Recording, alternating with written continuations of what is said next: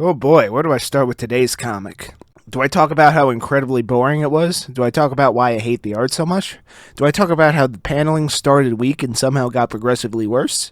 Do I mention its furries? Again? Lots of damn furries this season. No, I think the thing I should note first is what makes it qualify for the bread and butter series of my channel. You may or may not know this, but this series was created by an individual known as Vivziepop. Welcome to another episode of infamous webcomics, Zoophobia. So this comic first came onto my radar way before I even thought of infamous webcomics. I was doing that dark, weird, and controversial artist iceberg a lot of you found my channel through. Which, don't watch it, it's pretty bad. I mean, all my videos are bad, but that one, I don't know, I got a little bit better, but I'm getting sidetracked. Anyway, of course, going over all that stuff, I had to briefly talk about Vivziepop. More specifically, her fan base and how, well, cringe they are. By the way, if you are a Vivziepop fan, first of all, that's fine. Like what you like, but be forewarned, I will not be kind in this video. I wouldn't call myself a hater, but I'm certainly not a fan. And after tapping out on this one, I'm even less of not a fan, if that's possible. Still not a hater, because, I could just, not engage with it. People should try that more. But I suffer for your entertainment. This one's infamy is more so tied to the famous name. I was curious as to why some people didn't like this, because it's just as dull as her other works.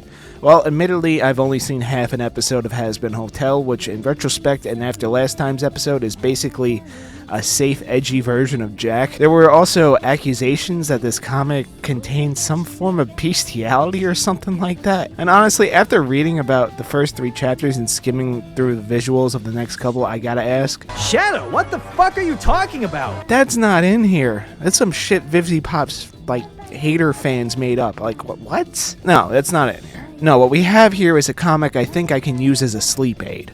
But before we begin, let me hunt down a synopsis for you so you can get an idea of what kind of story we're in for. From Wikipedia, quote, Zoophobia is an American webcomic originally published in 2012 by Vivziepop Medrano, from which she later loosely adapted characters and plotlines for her animated musical television series Has Been Hotel. It follows a young woman named Cameron who travels to an interspecies sanctuary named Safe Haven. Yeah, so this is actually kind of like a prototype for a Has Been Hotel series.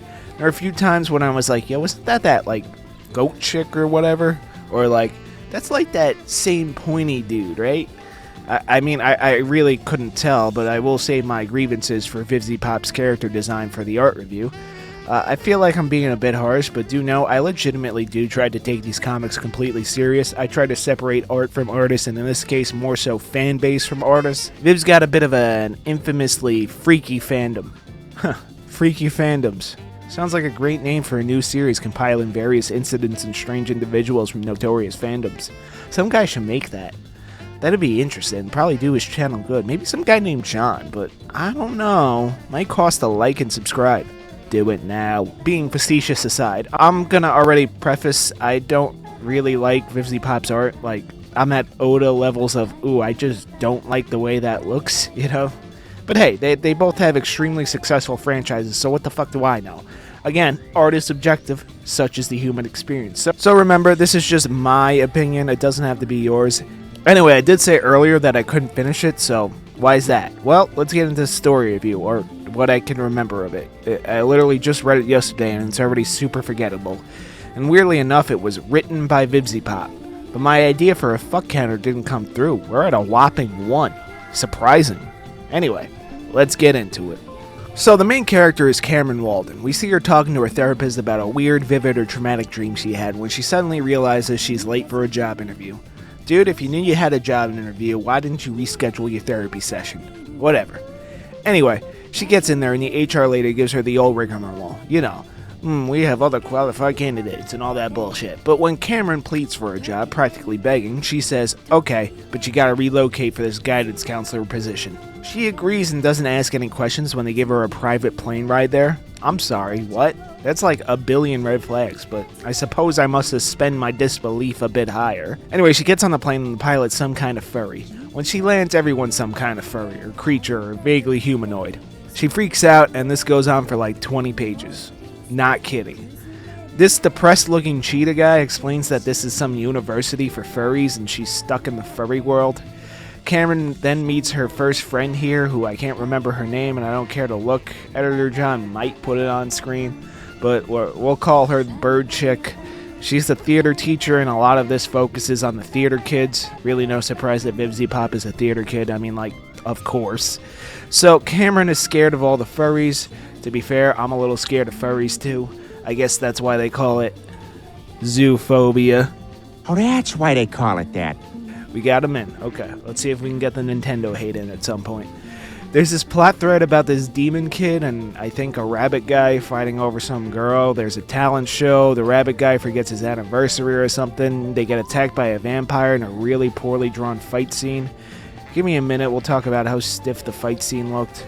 There are so many characters introduced in such a rapid succession, it felt like I was starting a new story every few pages and it just put me to sleep. When a story seems to restart every few pages, we never get the plot in motion. It was so fucking boring. And as I stated prior, I don't really like Vivziepop's art, so it's not like the art kept me pushing through. Paneling was pretty redundant too, but we'll get to that in the next segment. Overall, the biggest problem I had with Zoophobia was its non-existent plot. Jumping ahead to the chapters I didn't read, even more characters get introduced and we keep starting over. The longest arc is about 5 sequences with the rivalry between Demon Boy and Rabbit Guy over Fox Girl and Rabbit Guy forgetting his anniversary and fighting a vampire.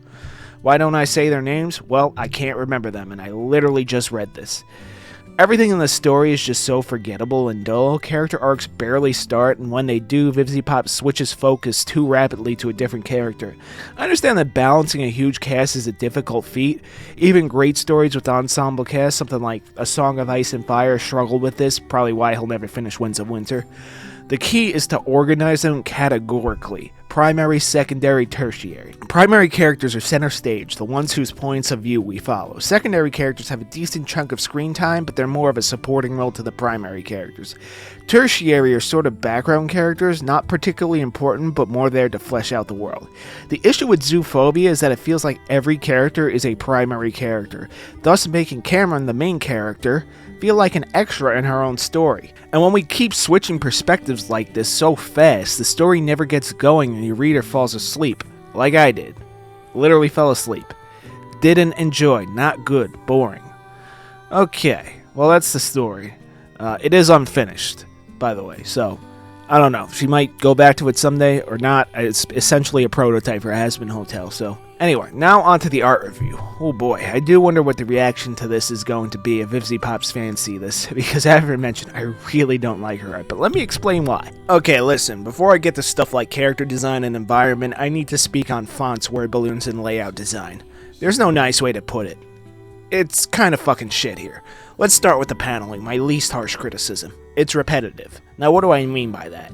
There's no rhythm to the page. So rhythm is a design principle in which pieces of a design are laid out based on the flow of the eye. We also have composition, which feels really iffy in this comic, surprising from an animator. But I do suppose this was before she moved more into that field and got better. You keep doing the thing, you're eventually going to get better at said thing. And this is from 2012, I'm sure she's improved. Huh. Well, I mean, looking at our most recent animation upload, her style kind of looks like exactly the same. I mean, maybe she's working with a team, but we're gonna just view this in a bit of a vacuum in a alternate universe where Vivziepop stayed with comics, right? Back to rhythm and composition.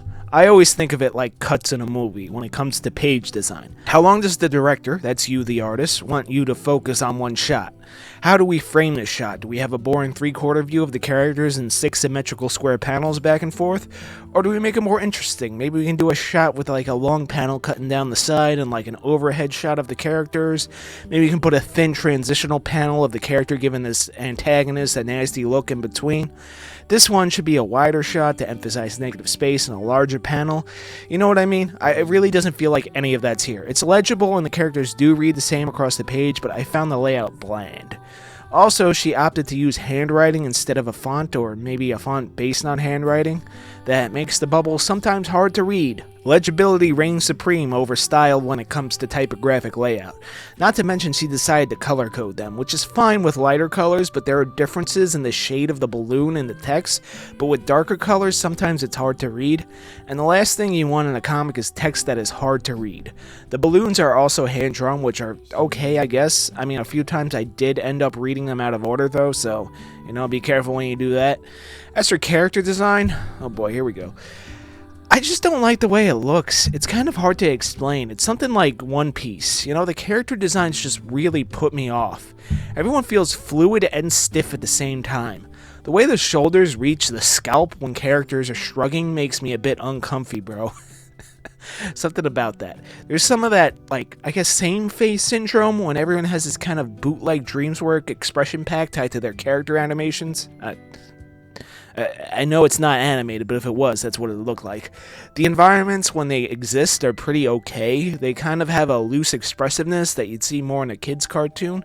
Again, good move in that career change. This style was built more for animation. Also, I need to mention how stiff the action scenes are. There are 2 instances of action scenes in this comic, as far as I got, and they look like smear frames.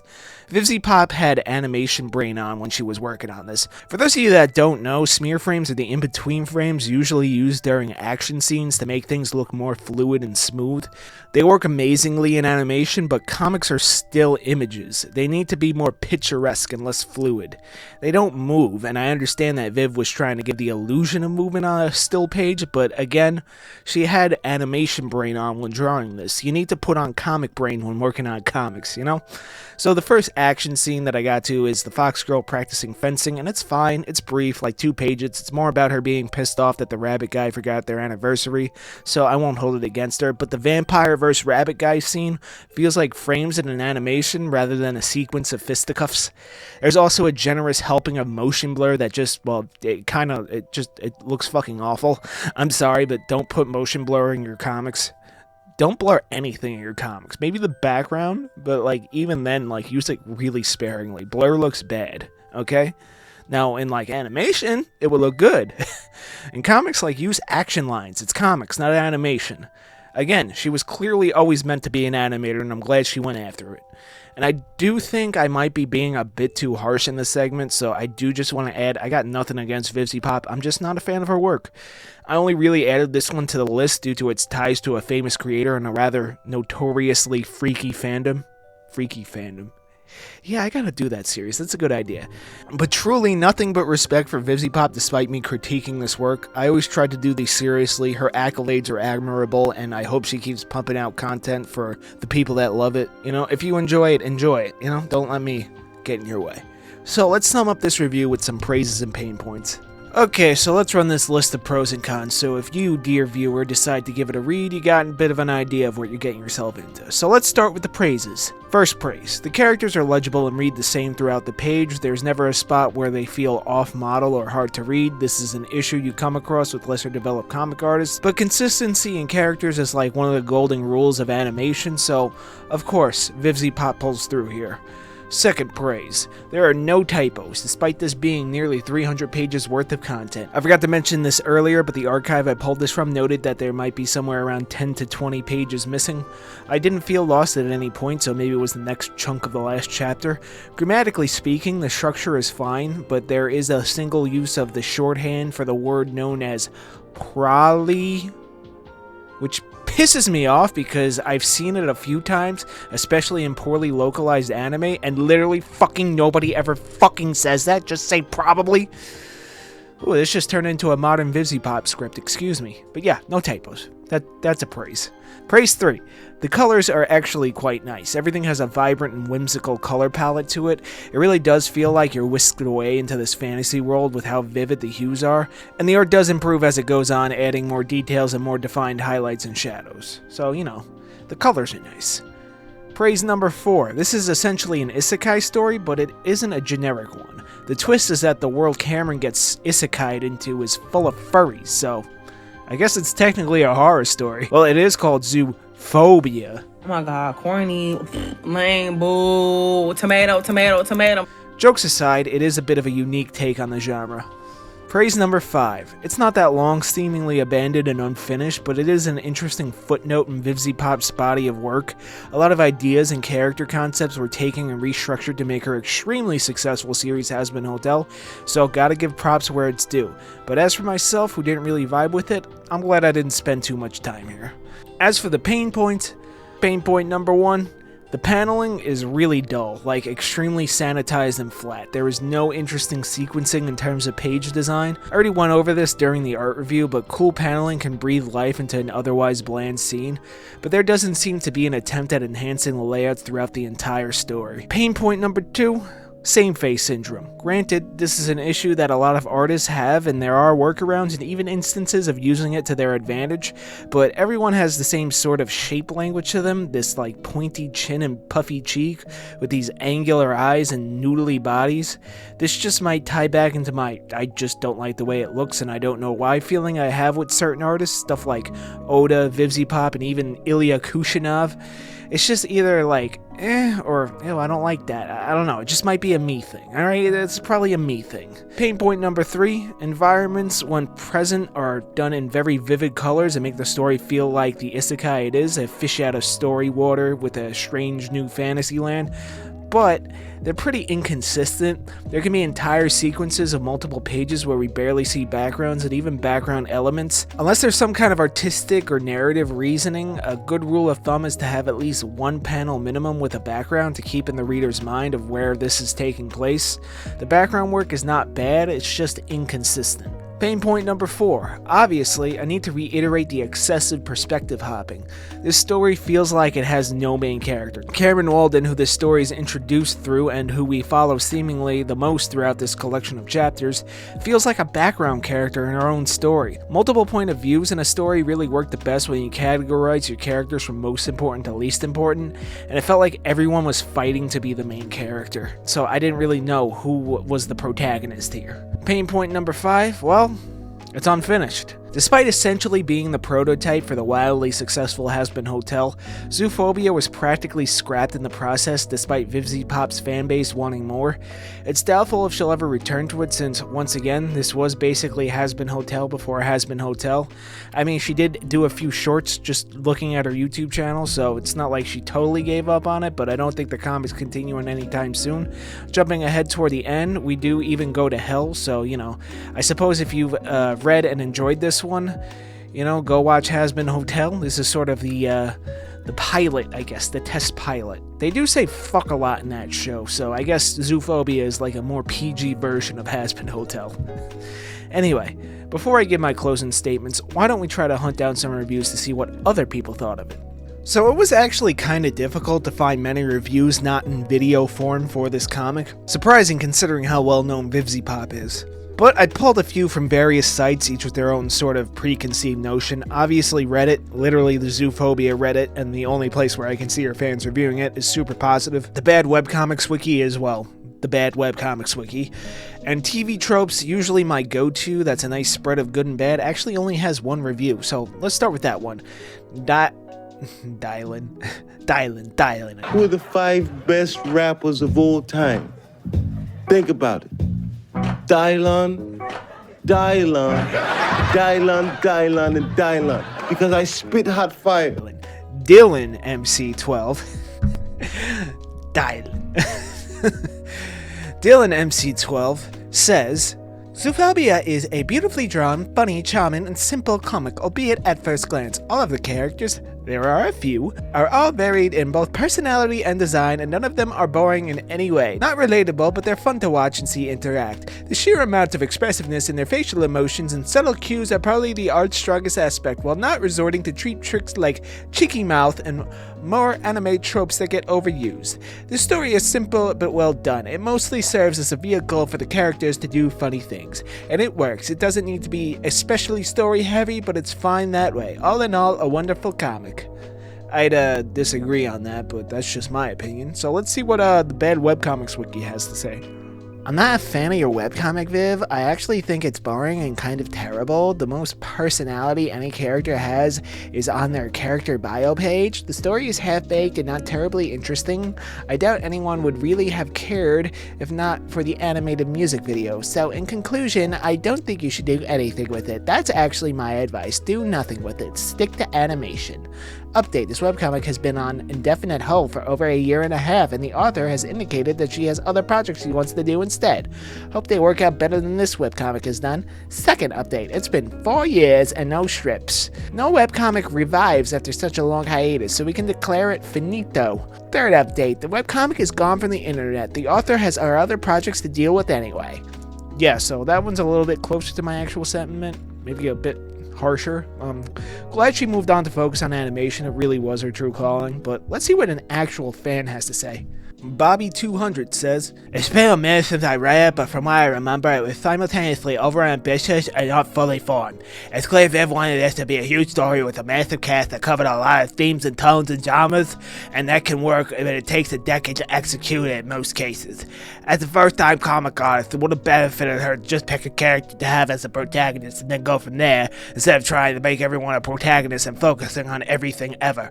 As it stands, a lot of the comic is cool ideas without much depth to them. The other big problem is that Viv is clearly an animator first. The characters will be drawn fast and loose, and you can tell because that leads to frequent strained anatomy. The character drawings look like individual frames of moving animation. I think making the Has-Been-verse in animated series was much better for her than trying to make them comics. The good point of the comics is very pretty with great colors, there's genuinely good cinematography and layouts, and reading a story where it feels like I can tell exactly what the author likes and thinks is cool is always special." So I'm going to heavily disagree with the good layouts point. I'd say legible layouts, sure, but good, nah. I mean, that was a pretty fair review from an actual fan. A lot of the issues I had with it, too, were noted, so let's wrap this one up, yeah?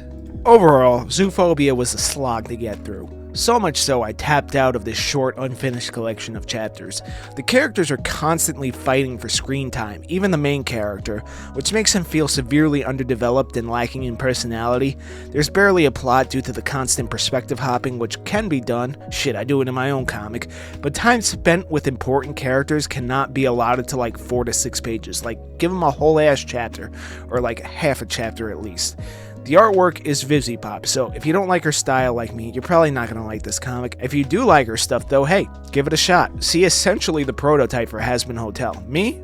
I find the characters have this jarringly angular design that admittedly would work far better in animation, so hey, once again, she made the right move. Everyone feels extremely stiff and fluid at the same time. The paneling is more boring than the story. I also still feel really uncomfortable when characters shrug their shoulders up to their damn scalps. Feels like they're all borderline contortionists, which I suppose is fine.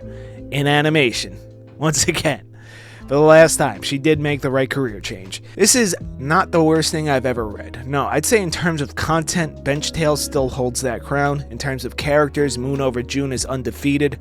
Plot-wise, well, Lightbringer's crude art style kind of elevated it to be kind of unique, but it's still an AI-generated level of cliches. So I guess Zoophobia beats those on those fronts, but overall, it committed a worse crime. Being bad will always be better than being boring, and that's what Zoophobia was. Extremely boring. I cannot recommend this unless you're already a Vivziepop fan, in which case you probably already read it. And you've probably been typing up a furious wall of text calling me all the words ending in ist and phobe in the comments. Please don't waste your time. Back away from the computer screen, go take a shower, get dressed, and go outside and touch some grass. You can still enjoy this series despite me not liking it. And honestly, best of luck to Vivziepop. Truly, best of luck to all the people who appear on Infamous Webcomics. Except for Christian and the Bench Tales guy. They can go lick shit. But everyone else, I really do try to look at separate from their infamy. That's the whole mission statement of the series. I view them in a vacuum, if you will. Just turns out today's vacuum didn't suck me in. 4 out of 10. Unfinished, boring, I don't like the art. Next time, we'll be looking at one of my own personal picks that I came across on the webcomics iceberg, which just baffled me with how horrible it was. That'll be War Mage. Not particularly notorious, but I really wanted to cover it. Thank you for watching. Like, comment, subscribe. Read Doomsayer, my terrible comic that's probably worse than this one. Or don't. Check out the Discord. Till next time.